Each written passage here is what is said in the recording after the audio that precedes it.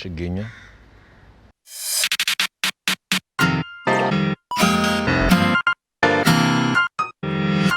Rússia.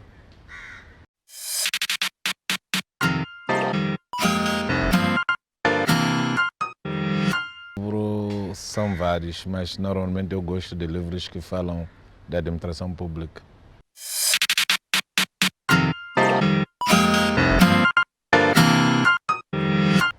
Telemóvel.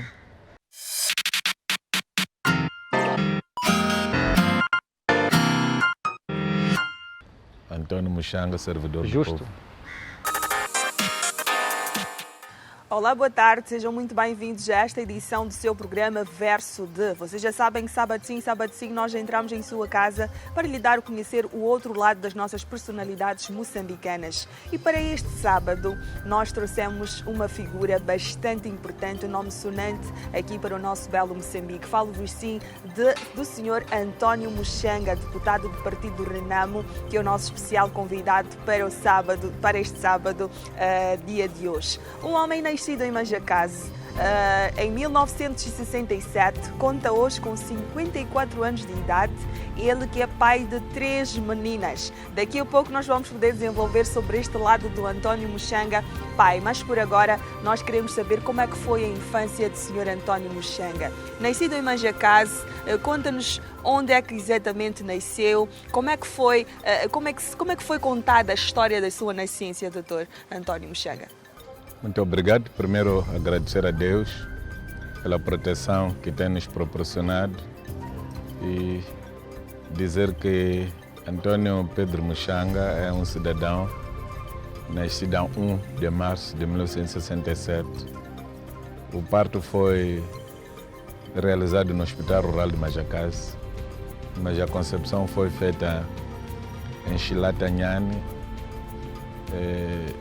numa povoação chamada Matumatawalo, onde o meu pai se encontrava, habitou, movido pelo serviço. O meu pai é natural de Colela, saiu de Colela e foi viver em Macuacua atrás da sua falecida mãe, que teve uma contenda com seu sogro por causa de um incidente que se deu, que culminou com a morte da irmã mais nova do meu pai. E o avô do meu pai ficou raivoso e bateu na nora, e a nora abandonou a casa, foi para a casa da irmã que vivia algures no posto administrativo de Macuacua, próximo mesmo da sede do posto administrativo. É assim que o meu pai cresce lá e casa lá, e arranja o primeiro emprego lá. Aliás, primeiro foi a África do Sul, veio, casou com a minha mãe, depois conseguiu esse emprego na Seração Álvaro de Castro em 1961. E o meu pai deve ter casado em 1955 ou 56. E pronto, eu nasci lá, cresci lá, tive o meu primeiro ABC lá, na escola primária de Matumatawalo em 1974, 75. Naquela altura havia a história da pré-primária, então eu fui à escola nessa época e fiz a minha 4ª classe em 1978. E depois disso passei para a escola famoso Centro Educacional de Machulane, onde se fazia o ciclo preparatório, que nos momentos da Revolução chamava-se ensino secundário para 5ª e 6ª classe. Então estive lá de 79, 80, 81, saí de lá em 81 para a Escola Industrial e Comercial 7 de Setembro no Xai-Xai, onde fui fazer o curso de Serraria Mecânica. E de lá comecei com o meu primeiro emprego em 1985 na empresa agrária de Xirame, uma empresa que está próximo de Zongweni Lodge, na margem do Rio Limpopo. Tive lá o meu primeiro emprego, que depois terminou em setembro por causa do serviço militar obrigatório, porque por causa da guerra houve esta questão do serviço militar obrigatório, o que me obrigou a abandonar o emprego e tentar encontrar outro tipo de vida. E tentei a minha primeira aventura para a África do Sul, não consegui, terminei na Suazilândia. Depois de 45 dias voltei para casa e voltei a ter a outra aventura em 1987 e consegui chegar ao meu destino, que foi Carltonville, Doornfontein Gold Mine, onde, passado um ano, tive a sorte de trabalhar na mina como mineiro e estava lá a fazer a serraria, que é o curso que eu frequentei em casa, isto é, na Escola Industrial e Comercial 7 de Setembro. Em 1989 eu voltei a casa e de lá em diante nunca mais voltei a aventurar-me e vivi de conta própria como serrageiro.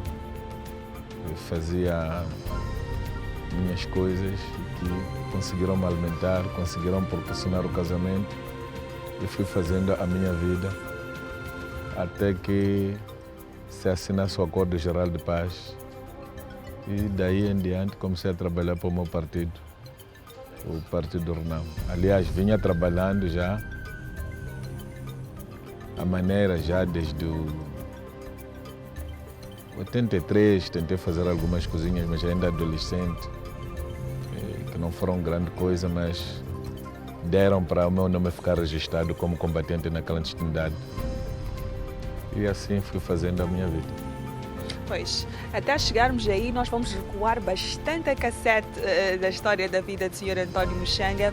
Eu ainda gostava de saber sobre a sua família foi composta por quantos irmãos? E dentre eles, onde é que se enquadrava? Era o primeiro, do meio, o mais velho? Como é que foi?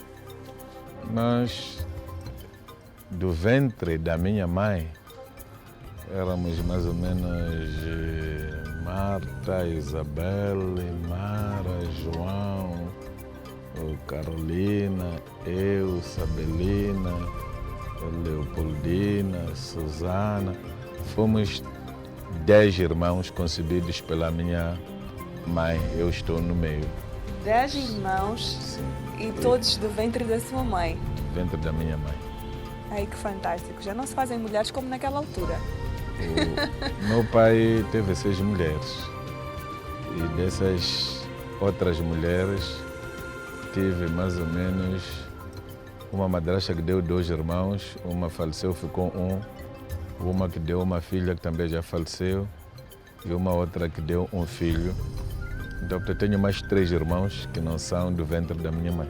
Totalizando 3 irmãos, uma família de 3 irmãos. 3 irmãos. Pois. E dentre estes, onde é que o doutor António Muxanga se encontrava? Eu estou depois da Marta, Isabelle, Mara, João e Carolina, sou o 6º. É o 6º. E por sinal, quase que do meio. E com isto, se calhar, o mais mimado da família. Será que foi esta situação? Não, pelo contrário. Meu pai teve primeiro mulheres.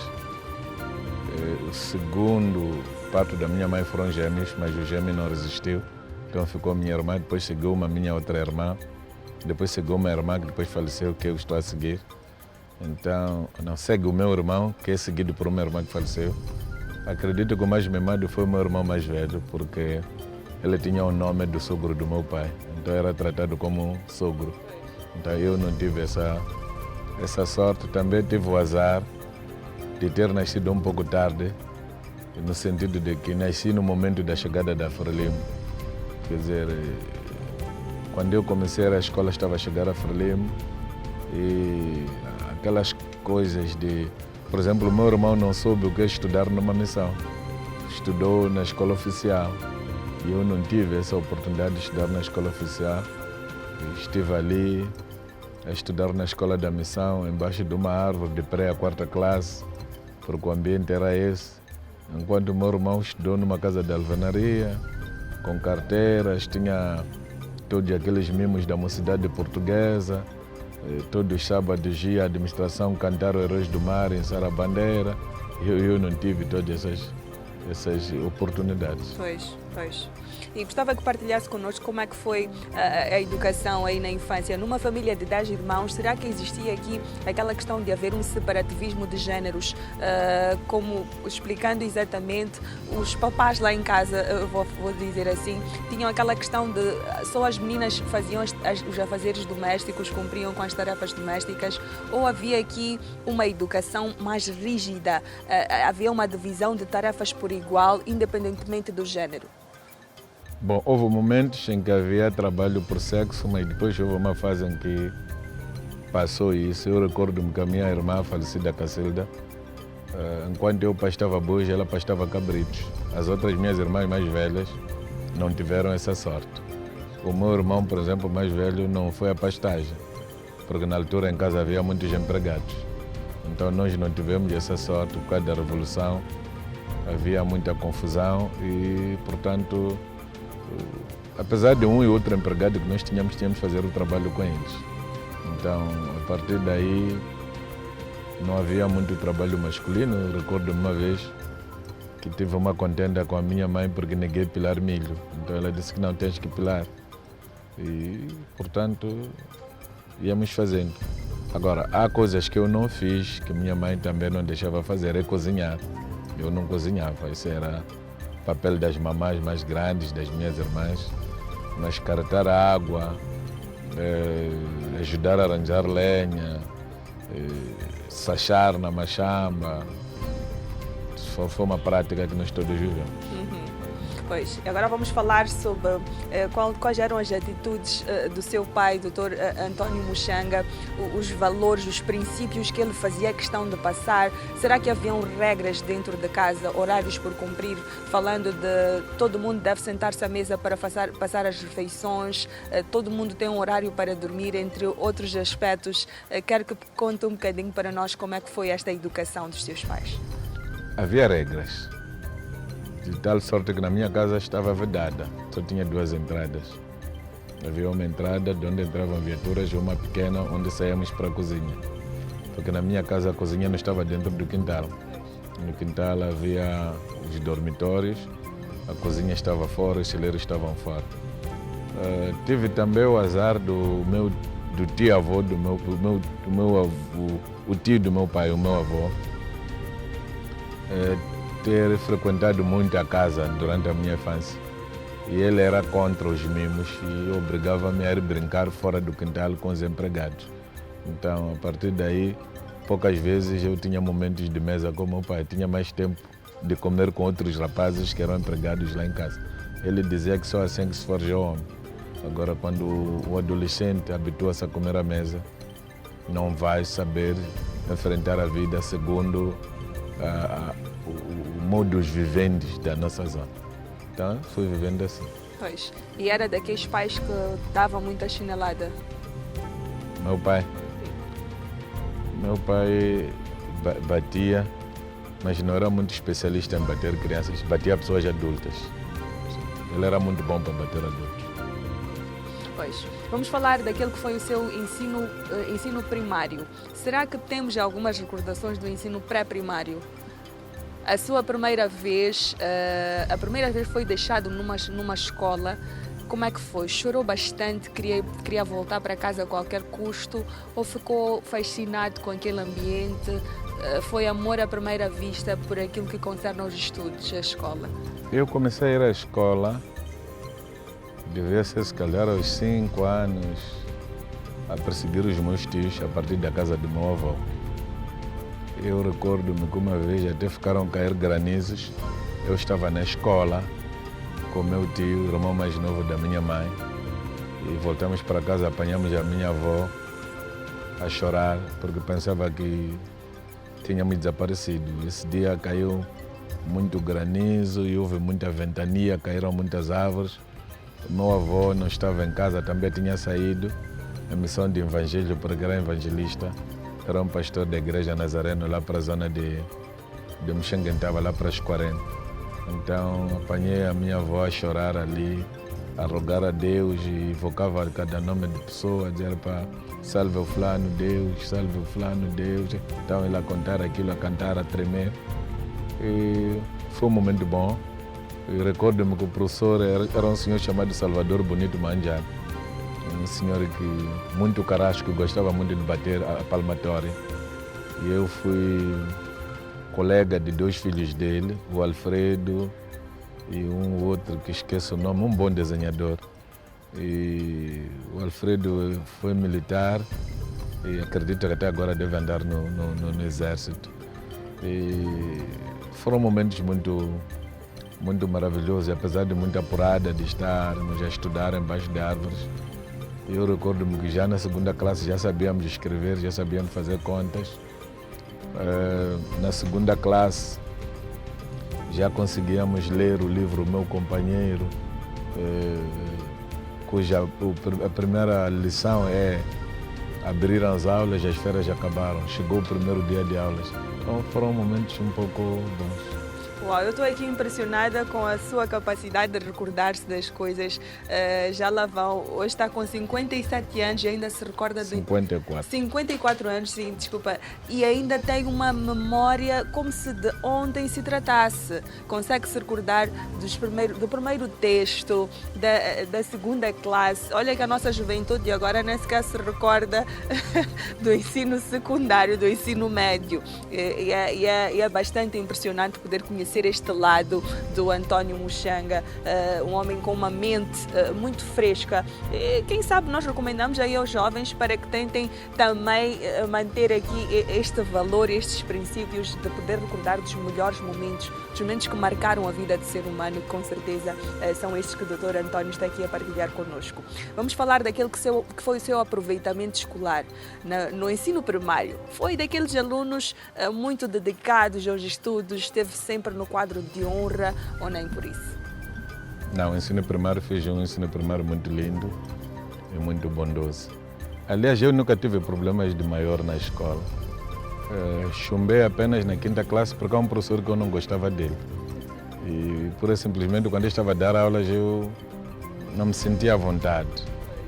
Um senhor chamado Muzordino, que era professor de matemática, muito brincalhão. Então, pronto, criou essa... Como sabes, matemática é uma disciplina básica. Eu fui muito bom sempre a matemática e a história. E acabei chumbando em 79 porque eu não gostava do professor.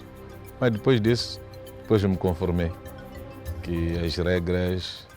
Não sou eu que tenho que ditar regras na escola, mas a direção da escola é que dita. Então, se você está naquela turma, o professor está ali e afeta a sua turma, você não tem nada que mudar de turma, é ali onde tem que estar. Pronto, conformei-me e fui fazendo os meus estudos. Pois.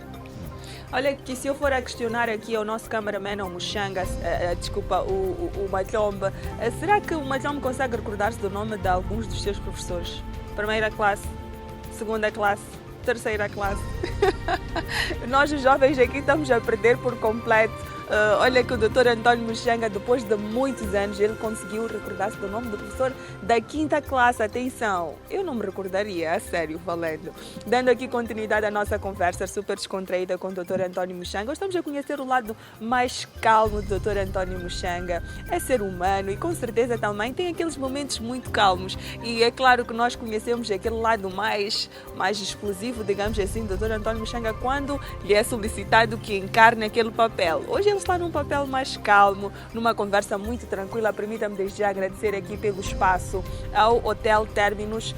Hoje sábado, uma tarde de sábado, para si que esteja a acompanhar o nosso programa e não saiba ainda para onde pode levar as suas crianças, a sua esposa, tem cá um espaço super agradável no Hotel Terminus, onde pode aqui poder deixar as crianças correrem um bocadinho, apanharem um bocadinho de um ar puro e apreciar aquilo que são os pássaros. Por acaso hoje os pássaros decidiram vir visitar-nos cá ao espaço.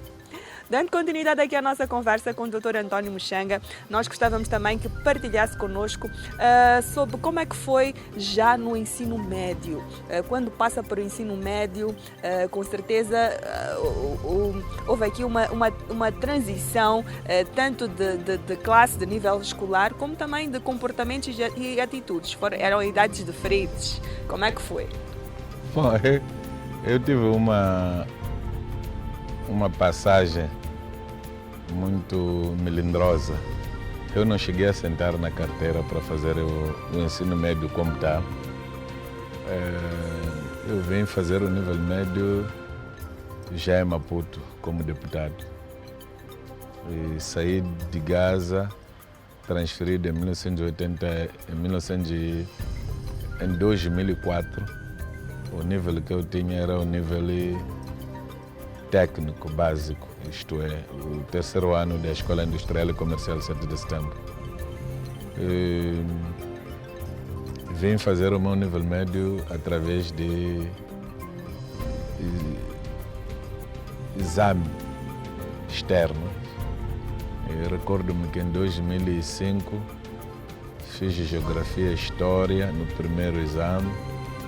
No segundo exame fui fazer outras cadeiras, sensivelmente, até que em 2006 concluí tudo. Em 2007 fui matricular na Universidade Pedagógica para fazer a História Política e Gestão Pública. Terminei as cadeiras curriculares em 2010.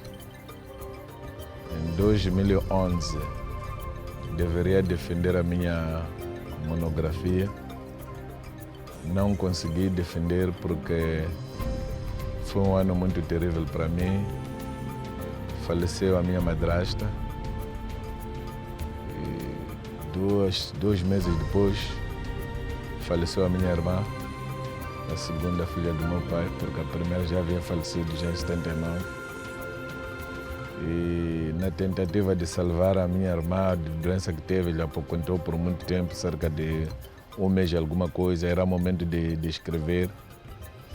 Atrasei. Depois meu amigo e irmão, o Dr. Nambrete, teve acidente no mesmo ano, que lhe obrigou a ser evacuado para África do Sul, onde fomos ficar cerca de 2 semanas. Depois houve um exercício de 1 semana em Maputo, 1 semana na África do Sul, a levar ela para as consultas. Terminei a minha monografia, fui depositar. Fui o último, quer dizer, cortaram por mim. No dia que eu devia fazer a defesa, os professores cansados, eu não defendi. Fui o primeiro aluno a defender a monografia da História Política e Gestão Pública do ano 2012. Graças a Deus, fui a tempo de conseguir o certificado e fui no mesmo ano fui fazer a matrícula de mestrado na Universidade de Eduardo Mondlane, onde fui fazer a Governação e Administração Pública. E pronto. Também em tempo útil, nos 3 semestres, consegui fazer as cadeiras curriculares. E quando estava na lenga-lenga de monografia, fui preso.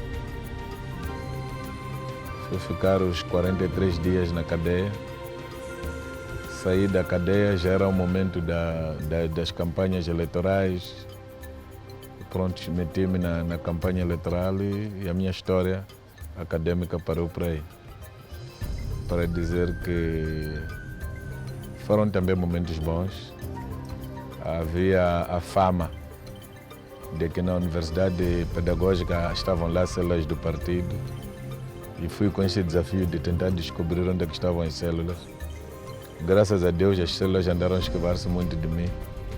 E também fui à UEM, tentei verificar, pelo menos nas turmas onde eu andei, não senti nada disso. Portanto, fiz um curso muito razoável. Pois, daqui a pouco nós vamos poder conhecer um bocadinho mais sobre este lado de quando é que começa, quando é que inicia esta paixão pela política, este interesse pela política. Vamos também falar sobre alguns outros aspectos inerentes à vida do Dr. António Muxanga, mas para já é o momento de nós conferirmos o nosso curtíssimo intervalo. Nós voltamos daqui a um piscarzinho de olhos. Atenção, não saia daí, é o momento somente de nós podermos tomar aqui o nosso refresco e voltamos já para dar continuidade à nossa conversa. Até já!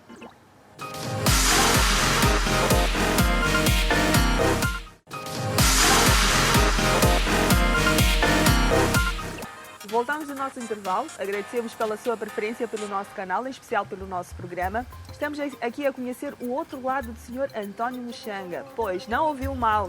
É ele o nosso especial convidado para o Verso D desta semana, António Muxanga. Um lado mais calmo, mais descontraído. Estamos aqui a conhecer a história de vida deste grande homem, desde a sua infância, a sua nascença, o ambiente em que cresceu até tornar-se neste grande homem que é subjamente conhecido aqui no nosso belo Moçambique. E para esta segunda parte nós vamos focalizar mais um bocadinho sobre a sua vida pessoal, mas daqui a pouco nós vamos entrar para procurar saber quando é que começa esta paixão pela política. Não vamos explorar muito sobre este assunto, afinal de contas ele já é muito conhecido pela sua paixão pela política, mas é impossível conversar-se com António Muxanga sem se assimilar aqui à política, que é uma das maiores paixões da vida deste grande homem. Dr. António Muxanga, voltando aqui para a segunda parte da nossa conversa, gostávamos que nos contasse como é que foi a sua fase, a sua passagem da adolescência para a juventude. Normalmente, quando chegamos a esta fase, surgem aquelas primeiras paixões. Conta-nos um bocadinho, assim ainda recorda-se da primeira mulher que fez brilhar os olhos deste grande homem. Será que consegue recordar-se deste grande momento? Não me recordo. Não recorda-se. Pronto, vamos lá. Teve muitas namoradas? Foi muito namoradeiro? Não fui tão assim. Foi razoável. Viver nos centros educacionais, como regra, nos centros educacionais não há muito espaço para isso. E nós vivemos num momento em que éramos controlados por milicianos. Sim, então não há muita facilidade dessas brincadeiras. Eu vivi 3 anos a Machulane, mais 3 anos no internato no Xaixai, foram 6 anos. Quer dizer, de 12 mais 6 foram 18 anos. Então foi um momento muito conturbado. Teve uma educação muito rígida e não havia aqui muito espaço para estas manobras. Essas manobras. Quando é que começa a perceber uma paixão, uma inclinação pela política? Foi através de um programa de rádio? Foi através de um programa televisivo? Como é que foi? A política começou a me interessar quando a Frelimo veio prender o meu pai, em 1975. O meu pai foi preso, foi ficar 45 dias na cadeia no Xaixai, no local onde hoje funciona uma instância do Instituto de Segurança Social, era um quartel. Então meu pai foi ali encarcerado durante 45 dias, alegadamente porque estavam-lhe a fazer a lavagem cerebral. Acho que na altura também foi preso o pai do Herculano Tumbo, o Herculano Tumbo que trabalha na televisão de Moçambique, o velho Filimone Moisés Tumbo. Filimone Moisés Tumbo porque era o último chefe do posto colonial da minha povoação e foi acusado de ser colaborador da PID, estava naquelas listas. Depois foi levado para Maputo, esteve na reunião dos chamados arrependidos. O meu pai, porque na lista da PID não vinha, acabou ficando lá no Xaixai, alegadamente porque estavam-lhe a fazer lavagem cerebral, porque o meu pai era encarregado de florestas desde 1961, a substituir o branco. Então também era tido como colonizador. Ele tinha muitos poderes, controlava a floresta.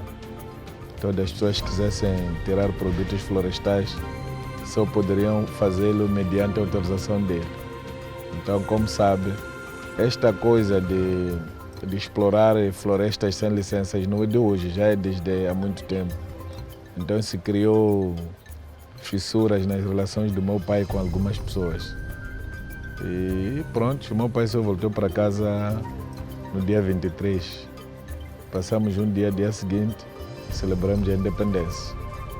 E tentei perceber porque o meu pai estava a ser preso. O meu pai disse-me que era por causa da política. Então, a partir daquele dia, comecei a tentar perceber o que é isso de política, onde é que nos leva. E depois tivemos aquele problema de atividades culturais polivalentes que se faziam nas escolas. E eu fazia parte desses grupos, dançava, declamava poemas e poesias. E pronto, assim fui andando. hoje, António Muxanga é pai, é esposo. Nós queremos conhecer também este lado do senhor António Muxanga. A sua primeira filha, que idade é que tem? Tem 24 anos. 24 anos. Nós queremos saber como é que foi o seu sentimento quando lhe foi dito: senhor António Muxanga, a sua filha nasceu, já é pai. O que lhe veio à cabeça naquele exato momento? Um sentimento de muita responsabilidade, um alívio, sentiu que tinha deixado aqui um grande legado. Quero que partilhe connosco como é que foi para si o momento em que recebeu a notícia de que já é pai. Bom, eu recebi essa notícia de uma forma muito razoável e normal, tendo em conta que já aos 18 anos, por causa do desaparecimento dos meus pais por causa da guerra, eu tinha que tomar a responsabilidade dos meus irmãos mais novos. Eu tenho um irmão que está no Xai-Xai e uma irmã, minha gêmea, porque ela é uma mulher, eu tinha que fazer casa para ela viver comigo, eu viver com outro irmão, então já tinha essa responsabilidade. Portanto, o nascimento da minha filha foi mais um sinal de crescimento e pronto. Ali tinha a filha biológica, mas já trazia aí alguns filhos adotivos, como quem diz, que foram os seus irmãos, esta responsabilidade toda. Bom, o sangue da minha irmã, do meu irmão, do meu filho, acho que não há muita diferença. Pois. Nós queremos saber como é que foi que conheceu a mulher da vida do senhor António Muxanga, como é que foi, onde é que foi, quem tomou a iniciativa de aproximar-se. Será que o senhor António Muxanga é um homem romântico e já mandou flores e bombons, aquelas coisas que nós sabemos que o romantismo nos pede sempre? Bom, eu cresci num ambiente onde as flores escasseiam demasiadamente. E os bombons são recentes. Eu recordo-me quando eu acabava de voltar da África do Sul em 1989, um irmão e amigo da igreja chamado Isaías Benjamin Langa estava a casar. Eu fui selecionado pelos pais para ser o cortejo lá em Gaza. Ele fez casamento aqui no Maputo, mas lá na nossa povoação há uma regra: você casa no Maputo, depois tem que voltar a fazer casamento de novo em casa, com aqueles ingredientes, por sinal. com aqueles ingredientes todos, voltar a pôr o véu, sei lá o que, sou pastor, já não põe anéis. Então pronto, é aquela celebração. Então, nesse ato, eu vi a minha esposa sentada aí à frente. Ela estava à frente, virada para nós, estava na tribuna no casamento, e senti o meu coração a picar.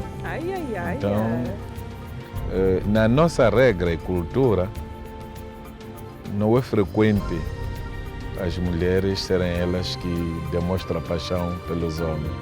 Normalmente os homens é que demonstram a paixão e tudo pela mulher. Sim. É assim como o nosso romance começa. E depois daquele processo todo, foi um processo moroso, levou muito tempo, muitos anos a tentar conquistar o coração daquela mulher. Não foi recíproco? Não foi rápido, foi no mesmo dia e tudo. E pronto, agora a dinâmica do processo para chegarmos ao casamento é que começou a se complicar. Nós começamos a namorar em 1989. Atenção que foi o ano em que a Lili nasceu, foi o ano em que eu nasci, 89. 90. Levou muitos anos. E viemos casar em abril de 1991. Uau! E então, no dia 6 e 7 de abril, estávamos a casar. Quer dizer, eu comecei a namorar com minha mulher devia ter 18 anos, eu tinha 22. E casamos, ela com 20 e eu com 24. Pois, e durante estes anos todos de casados, qual foi o ingrediente essencial para conseguir manter esta relação, visto que nos tempos atuais as relações elas não são duradouras? Qual é o segredo para tantos anos de casados e hoje comporem a vossa família, terem esta família composta por 3 filhas? Qual é o segredo, Dr. António Muxanga? O segredo é compreensão mútua. Entender que ninguém é perfeito neste mundo. E algumas coisas acontecem não por livre e espontânea vontade das pessoas, mas porque há pequenos deslizes e tentar perceber e haver correspondência.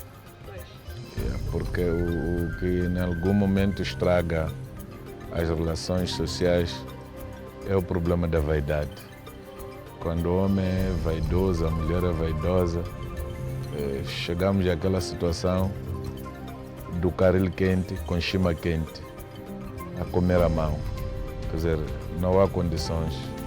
Então, é preciso que o caril esteja frio para quando tirar chima quente, diminuir o calor com o caril. Ou que chima seja fria, depois para aquecer com o caril, depois aí mete-se na boca. Aí está a mensagem para os mais jovens, para os casais também que já vêm de longos anos.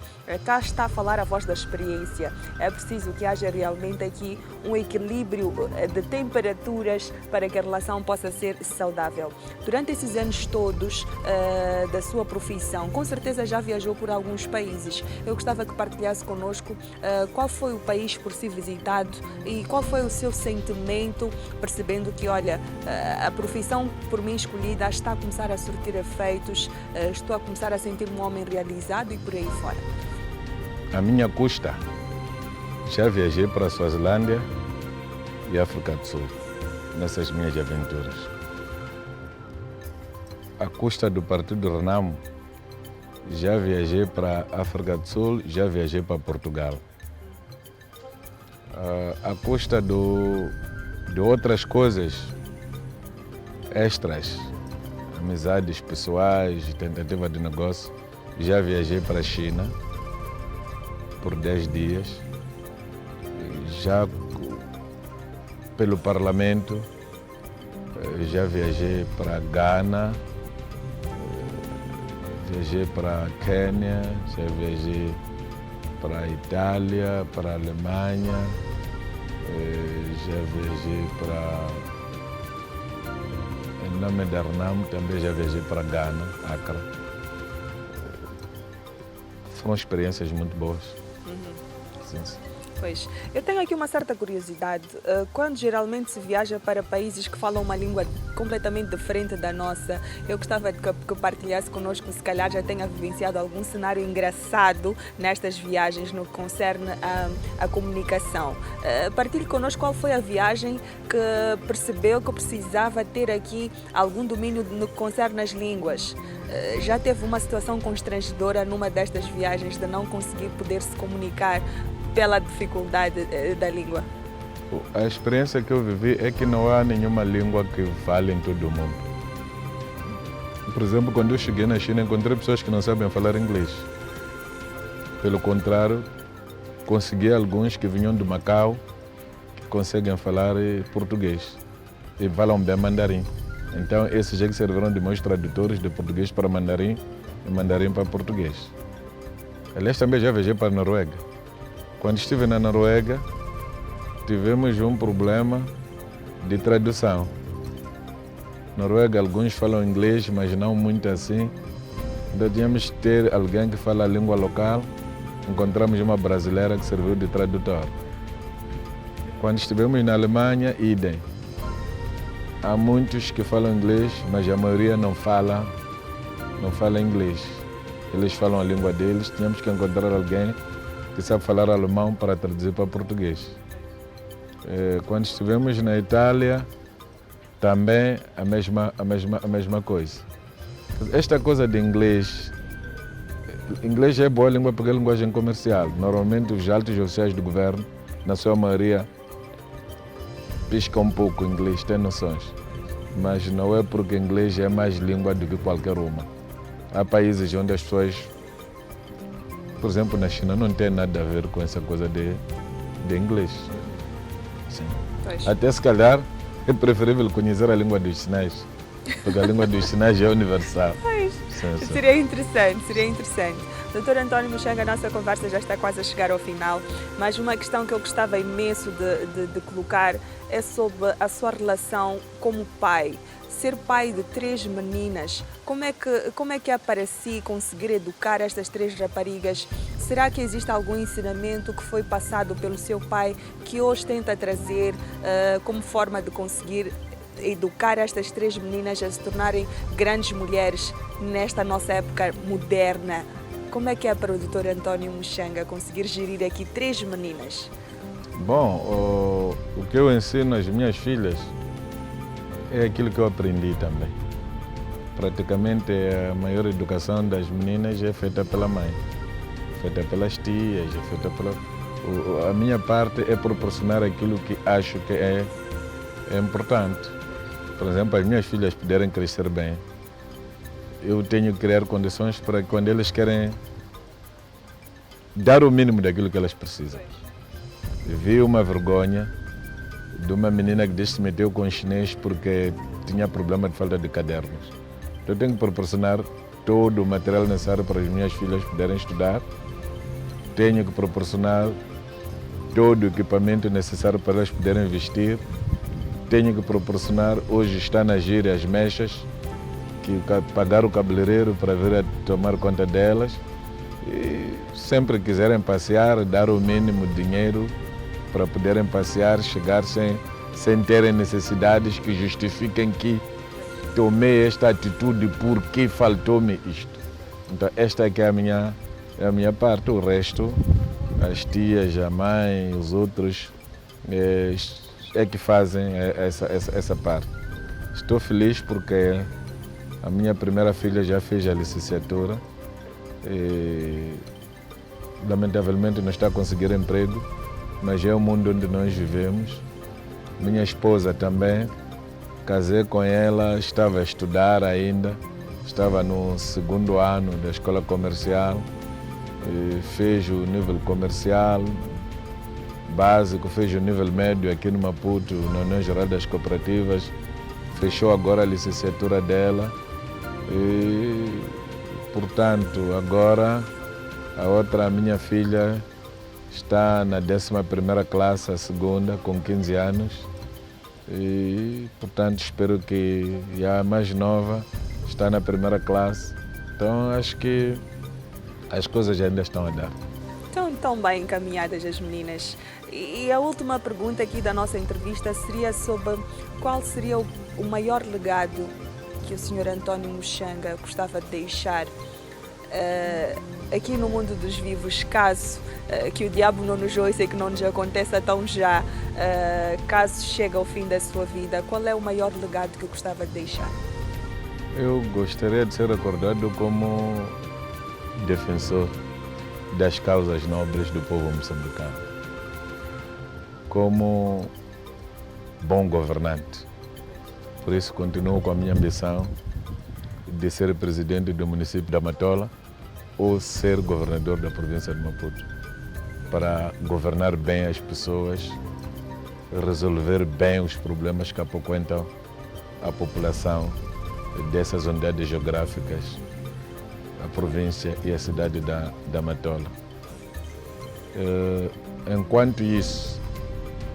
Enquanto não chegar aí, gostaria de continuar a desempenhar com zelo e dedicação a minha função de deputado da Assembleia da República, legislando bem, fiscalizando bem o governo e representando bem o povo que me elegeu.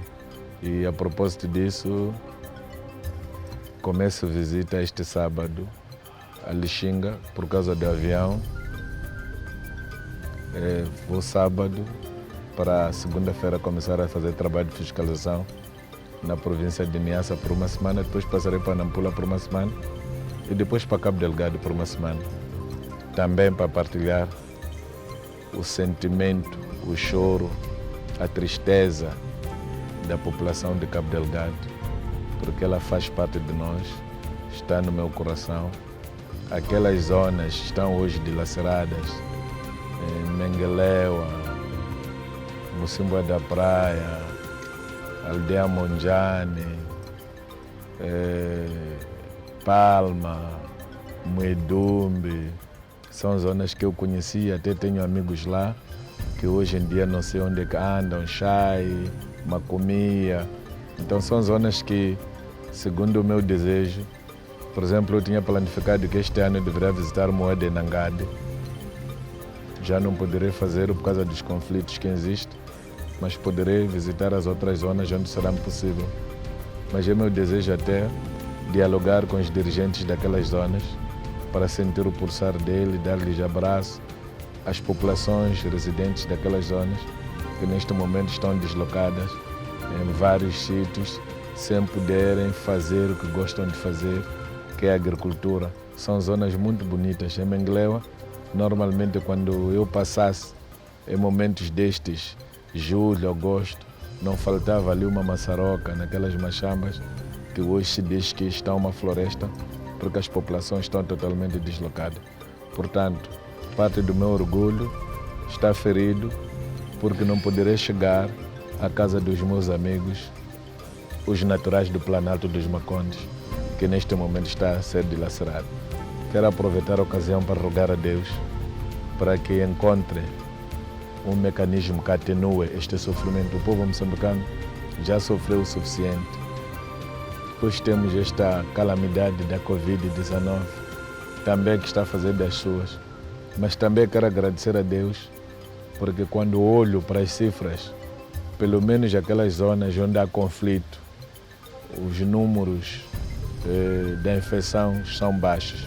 Espero que Deus continue a nos ajudar, mas que também abençoe a província de Tete, abençoe a província de Maputo, a cidade de Maputo, onde as infecções são severas.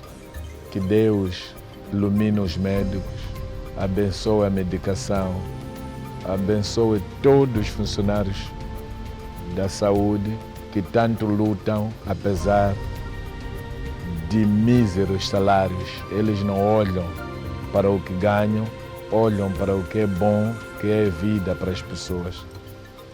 Mas também gostaria de apelar àqueles que gostam de viver como mosquitos, que vivem do sangue dos outros. Estou a falar daqueles que desviam os recursos necessários para aliviar o sofrimento das vítimas de guerra de Cabo Delgado e das vítimas, todas as pessoas são vítimas desta questão de Covid-19 e outras calamidades graças ao país, para entenderem que Deus não nos criou para criarmos problemas para os outros. Deus não criou pessoas para roubarem aos outros. Deus criou as pessoas para se ajudarem mutuamente. Normalmente, aqueles que se comportam dessa maneira, costumamos chamar discípulos do diabo. A terminar, queria aproveitar a ocasião para apresentar sentimentos de pesar às famílias vítimas do acidente e à família do grande artista Steven Kekano, que faleceu esta semana na África do Sul. Dr. António Muxanga, muito obrigada pela sua participação aqui no nosso programa. Foi bastante interessante para nós poder conhecer a história de vida deste grande homem. É impossível falar-se de Moçambique sem poder citar o nome de António Muxanga, um homem bastante perseverante, em que nós esperamos que Deus continue dando saúde para si, para que consiga alcançar aqueles que são os seus maiores sonhos, os seus maiores projetos, rumo a um futuro melhor para todos os moçambicanos. Desejamos que possa ter um sábado fantástico, um final de semana super abençoado e que possa voltar acima de tudo em segurança aquele que é o conforto do seu lar. Muito obrigado, que Deus esteja convosco, que Deus abençoe também a vossa TV+. Muito obrigada. E é assim que nós vamos dar por terminada esta edição do seu programa Verso de. Contamos com a presença super especial do Dr. António Muxanga, deputado do Partido Renamo. Nós queremos desejar um excelente final de semana, votos de uma continuação de um excelente sábado. Agradecer aqui pelo espaço ao Hotel Terminus. Vai aí a recomendação a si e a sua família para que possa vir aqui aproveitar a sua tarde de sábado neste conforto do Hotel Terminus. Nós damos por terminada esta edição por aqui. Não se esqueça de acompanhar a restante grelha da Mídia Mais TV. Em nome desta equipe que tornou possível a edição deste programa, a uma Jump na câmara, a Vilma, a nossa produtora, eu, Lili Conceição, a vossa apresentadora, prometemos voltar próximo sábado para mais uma edição do seu programa Verso de, se assim Deus o permitir. Um grande beijinho ao seu coração e até lá.